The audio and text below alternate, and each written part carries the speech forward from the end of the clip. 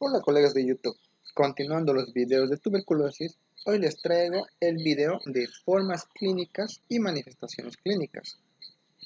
Para recordarles, esta es una serie de varios videos que se hablan exclusivamente sobre tuberculosis.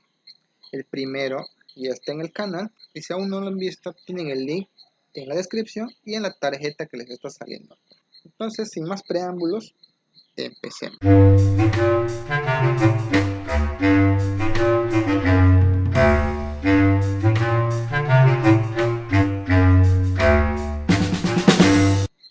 La tuberculosis suele dividirse en tuberculosis pulmonar y tuberculosis extrapulmonar.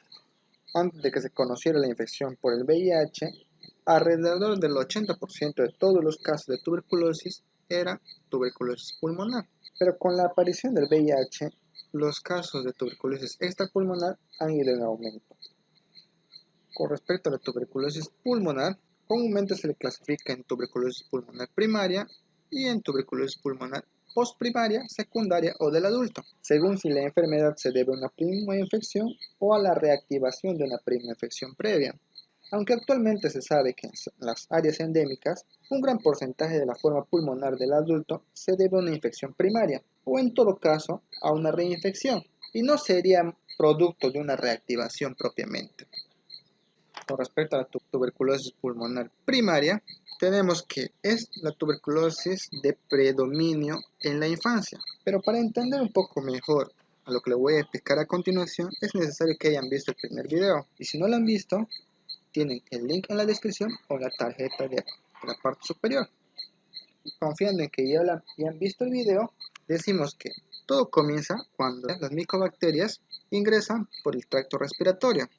Las que ingresan a través de gotas de flujo de mayor tamaño serán retenidos a nivel del tracto superior y posteriormente eliminadas, mientras que las que viajan en las gotas de flujo de menor tamaño, las gotas que contienen entre 1 a 3 micobacterias, llegan hacia los pulmones. Cuando nosotros respiramos, la mayor parte del aire inspirado se distribuye en las zonas medias e inferiores de los pulmones. Y es por eso que estas áreas son las más afectadas en la tuberculosis pulmonar primaria.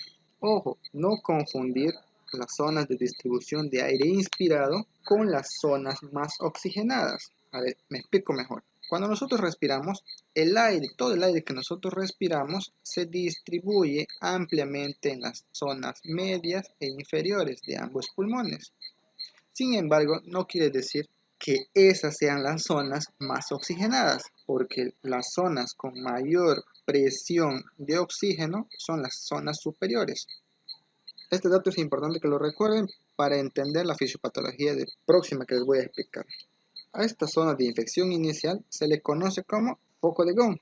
Luego aparece una lesión periférica que conlleva adenopatías ciliares o paratraqueales. Algunos pacientes muestran eritema nodoso en las piernas o conjuntivitis flictenar. Hay que recordar que el foco de Gaume más las linfadenopatías se conoce como complejo de Gaume, que habitualmente es subpleural. Cuando se clasifican aparecen en la radiografía y esto se conoce como complejo de Rank. En la mayor parte de los casos, la lesión cura de manera espontánea y se manifiesta solo en la forma de un pequeño nódulo calcificado. Pero en los niños de corta edad, con inmadurez de la respuesta inmunitaria celular y en personas con deterioro de la inmunidad, como las que tienen desnutrición o infección por VIH, la tuberculosis pulmonar primaria puede evolucionar a muy breve plazo y transformarse en enfermedad clínica. En el 66% de los casos se presenta derrame pleural, que se debe a la penetración en el espacio pleural de los bacilos procedentes de un foco subpleural adyacente. En los casos graves, la lesión aumenta pronto de tamaño, presenta necrosis en su parte central y forma una cavitación. Como se ve acá en la radiografía, esta parte se denomina tuberculosis pulmonar progresiva. En los niños pequeños, la tuberculosis casi siempre conlleva adenopatías ciliares o paratraqueales, que aparecen tras la propagación de los bacilos desde el parénquima pulmonar a los vasos linfáticos. Las adenomegalias pueden comprimir bronquios y causar su obstrucción total, con colapso distal, o su obstrucción parcial, con la aparición de sibilancias de vías respiratorias de grueso calibre, o un efecto de válvula esférica con hiperinflación segmentaria o lobar. Los ganglios también pueden romperse y vaciar su contenido en la vía respiratoria y surgir así neumonía, que puede incluir áreas de necrosis y cavitación en sentido distal a la obstrucción. En cualquier segmento o lóbulo dañado por una neumonía gaseosa progresiva puede surgir bronquiectasis. La diseminación hematógena oculta suele aparecer después de la infección primaria. Sin embargo, en caso de que no se produzca una respuesta inmunitaria adquirida suficiente que contenga la infección, puede haber enfermedad diseminada o miliar. En múltiples órganos aparecen pequeñas lesiones granulomatosas que pueden ocasionar enfermedad localmente progresiva o culminar en meningitis tuberculosa. Con respecto a la tuberculosis postprimaria o del adulto, también se le conoce como tuberculosis secundaria. Para comprender su ubicación, recordemos que la mayor distribución del aire se encuentra en los lóbulos medios e inferior. Sin embargo, los que tienen mayor presión de oxígeno son los lóbulos superiores. Recordemos que el lóbulo superior derecho presenta 3 segmentos y el lóbulo superior izquierdo solo presenta 2 segmentos. Ahora, recuerden que en el primer video les dije que el micobacterio es un aerobio estricto.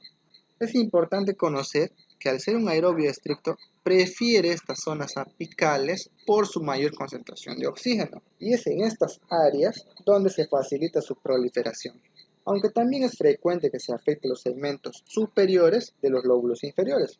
El grado de afectación parenquimatosa varía mucho, desde pequeños infiltrados hasta un proceso cavitario extenso. Al formarse las cavitaciones, su contenido necrótico y licuado acaba pasando a las vías respiratorias y se disemina por vía broncógena, dando lugar a lesiones parenquimatosas satélites, que también pueden acabar cavitándose.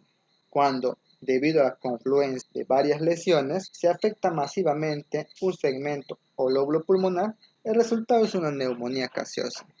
Un 33% de los pacientes con tuberculosis pulmonar grave fallece algunos meses después del comienzo, lo que se conoce como consusión galopante. Otros experimentan un proceso de remisión espontánea o siguen una evolución crónica progresivamente más debilitante, lo que se conoce como consusión o tisis. En estas circunstancias, algunas lesiones pulmonares se vuelven fibrosas y más tarde pueden calcificarse, pero las cavitaciones persisten en otras zonas de los pulmones. Los individuos que padecen estas formas crónicas siguen expulsando bacilos tuberculosos al exterior, pero la mayoría de los pacientes responde al tratamiento con desaparición de la fiebre, disminución de la tos, aumento de peso, mejoría y bienestar general en varias semanas. En las primeras fases evolutivas de la enfermedad, las manifestaciones clínicas suelen ser inespecíficas e insidiosas, consistiendo ante todo en fiebre y sudores nocturnos, adelgazamiento, anorexia, malestar general y debilidad. Tos persistente que al comienzo no es productiva y solo es en la mañana, pero después se acompaña de esputo purulento, a veces con estrías sanguinolentas. En 20 a 30% de los enfermos aparece hemoptisis y si es masiva, puede ser consecuencia de la erosión de un vaso sanguíneo en la pared de una cavitación. En ocasiones aparece hemoptisis por la rotura de un vaso dilatado en una cavitación. Este vaso dilatado en una cavitación se conoce como aneurisma de Rasmussen, o por la formación de un aspergiloma en una cavitación antigua. También por eso puede producir hemoptisis masiva. En los pacientes con lesiones parenquimatosas o con enfermedad pleural o subpleural, a veces existe dolor pleurítico. Con respecto a la tuberculosis extrapulmonar, es la que se da fuera del pulmón. Los sitios donde con mayor frecuencia se localiza la tuberculosis son, por orden de frecuencia, los ganglios linfáticos, la pleura, el aparato genitourinario, huesos y articulaciones, meninges, peritoneo y pericardio. Pero prácticamente todos los órganos y aparatos pueden resultar afectados. Dada la diseminación hematógena en los individuos infectados por el VIH, la tuberculosis extrapulmonar es más frecuente hoy en día que tiempo atrás. Bueno, colegas, en vista que el video se está haciendo largo y aún queda mucho por decir, he decidido dividir este capítulo en partes. En esta primera, que se habló exclusivamente de las manifestaciones clínicas de la tuberculosis pulmonar, y en las posteriores se profundizará las extrapulmonares. Antes que se vayan a ver los demás videos, suscríbanse al canal si aún no lo han hecho, denle like al video si aprendieron algo nuevo y compártanlo, que el conocimiento se debe difundir. Nos vemos.